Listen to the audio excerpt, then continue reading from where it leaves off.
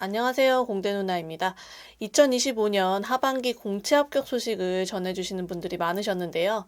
이제 면접 준비를 어디서부터 어떻게 하지 고민하시면서 커뮤니티를 통해 면접 스터디 구해봐야겠다 하시는 분들 계시더라고요. 요즘 면접 관련 받는 질문 중에 이런 질문들이 정말 많아요. 면접 스터디 하는 게 나을까요? 혼자 준비하는 게 나을까요? 면접 스터디는 어떻게 활용하는 게 좋을까요? 실전처럼 준비하시고 싶으시거나 정보를 얻기 위해서 특히 처음 면접을 준비하시는 분들이 많이 물어보시더라고요. 그래서 오늘 주제는 어떻게 면접 스터디를 활용해서 합격할까입니다. 오늘 제 영상을 보시면서 스터디를 고려하거나 진행 중이시라면 허걱 할 부분이 나올 수 있을 것 같은데요. 하지만 저는 여러분의 지금 이 시기가 진짜 인생에서 가장 중요한 시기라고 생각하기 때문에 스터디에 대해 정말 솔직하게 말씀드리려고 합니다.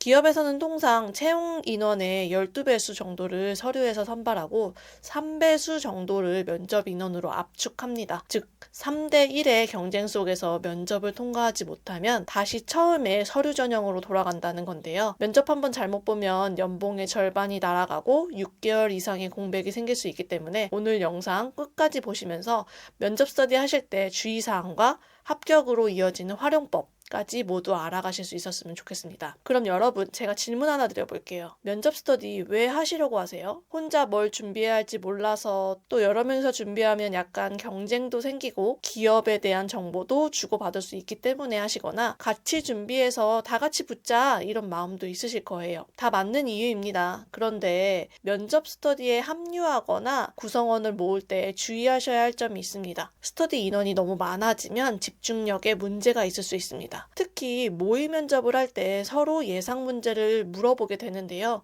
인원이 많으면 집중력은 사라지고 피로도가 올라갑니다. 결국 오늘 뭐 했지? 남는 게 없고 형식만 남는 스터디가 되기 쉬워요. 그래서 최적의 인원은 3명에서 4명 이하로 진행하시는 것을 추천드립니다. 그리고 기업에 대한 정보, 기출문제에 대해 공유할 때 서로 숨김이 없어야 합니다. 면접 준비하시는 분들은 대부분 같은 직무를 준비하시기 때문에 이건 숨기고 이건 오픈해서 내가 유리한 정보만 얻어가야겠다라고 생각하실 수도 있어요. 하지만 그 생각 상대방은 안 하고 있을까요? 결국 불신만 생기기 때문에 정보 교류도 성장도 함께 멈추게 됩니다. 그래서 면접 스터디를 정보의 경쟁의 장으로 만들 바엔 차라리 혼자 준비하시는 게 낫습니다. 왜냐하면 이 면접이라는 것은요, 정보의 싸움이 아니라 진정성의 싸움이기 때문입니다. 면접관이 여러분들을 채용할 때 과연 직무, 기업에 대한 정보가 많거나 지능적으로 똑똑하거나 지식의 양이 많다고 해서 채용을 할까요? 그 부분은 이미 면접 이전 단계에서 검증이 되었습니다. 면접에서는 얼마나 진심으로 준비를 했고 그 직무를 자기의 언어로 설명할 수 있는지를 봅니다. 면접 단계에서는 아무리 정보를 많이 알아도 그걸 내 경험으로 풀어내지 못하면 아무 의미가 없다는 건데요. 그렇기 때문에 정보 양에 집중하시기보다는 진정성, 설득력에 집중하셔야 합니다. 이제 본격적으로 스터디를 어떻게 효율적으로 활용해야 하는지 방법에 대해 말씀드릴게요. 같이 준비하는 모의 면접에서는 소리를 내서 직접 말해보며 내 목소리의 떨림, 막힘, 태도적인 측면을 점검하셔야 합니다. 혼자서만 연습하면 다른 사람이 보는 시선, 긴장된 상황에서의 발성, 제스처 등이 훈련되지 않아서 실제 면접에서 오해를 받는 행동을 하거나 어버버 하실 확률이 높아요. 면접은 내용 전달력이 평가되는 실전 게임이기 때문에 스터디를 통해 유창성과 실전 감각을 꼭 길러두셔야 합니다. 여기서 주의점이 있습니다. 실제 대면이든 비대면이든 모의 면접을 하다 보면 질문하는 데 집중하느라 피드백할 거 고민 못한 게 참 미안한 기억이 있다고 하실 정도로 서로 질문하기에 급급한 경우가 많은데요. 여기서 맹점은요, 오히려 상대방이 해주는 피드백에 의존하시면 안 된다는 이야기입니다. 나는 객관적으로 내 피드백을 들으려고 면접 스터디를 한 건데 무슨 이야기지? 하실 텐데요. 그 이유는요, 스터디원은 면접 전문가가 아니기 때문에 답변의 적정성, 논리의 구조, 설득 포인트를 정확하게 판단하지 못합니다. 그 피드백이 오히려 독이 되어 자신감을 흔들거나 방향을 왜곡시킬 수 있습니다. 취업 준비생들끼리 면접 스터디를 하는 경우 합격을 한 친구들이 아니기 때문에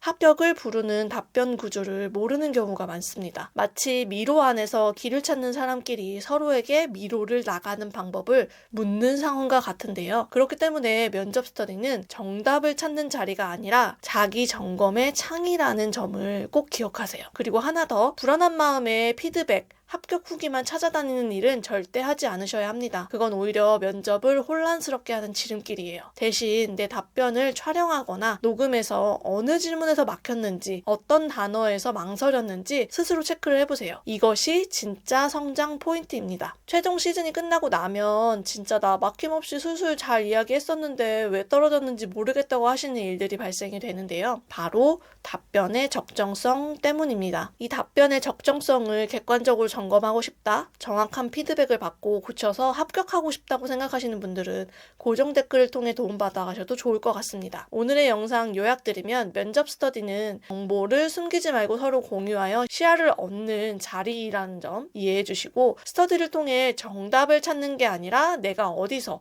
자신감이 흔들리는지 점검하는 도구로 활용하셔야 된다는 점 이야기 드리고 싶었고요. 사실 저도 예전에 면접 스터디를 정말 많이 했었거든요. 처음 면접 스터디를 하게 되면 정보에 귀를 기울이게 될 수밖에 없어요. 스터디1 중에 최종 면접까지 다녀와 있는 사람이 있다면 그 사람 말에만 집중하게 되고요. 하지만 제가 수차례 탈락을 겪고 멘토로서 수많은 합격자들 도와드리면서 느낀 점은요. 면접은 그 회사, 현업에 대한 정보를 많이 아는 사람이 아니라 내가 그 회사에 어떤 기여를 할 수 있는지, 그 직무를 어떻게 완벽히 수행해낼 수 있는지 보여주는 사람이 합격을 얻는다는 것이었습니다. 다른 건 몰라도 이 점 꼭 명심하셨으면 좋겠습니다. 오늘의 영상이 도움이 되셨다면 다음 영상도 합격에 도움되는 영상, 이벤트 진행 예정이니 구독과 알람 설정 해두셔야 제일 빠르게 아실 수 있을 거고요. 단 1분의 영상이라도 반도체 취업에 실질적으로 도움되는 영상으로 찾아뵙겠습니다. 오늘 영상 봐주셔서 감사합니다.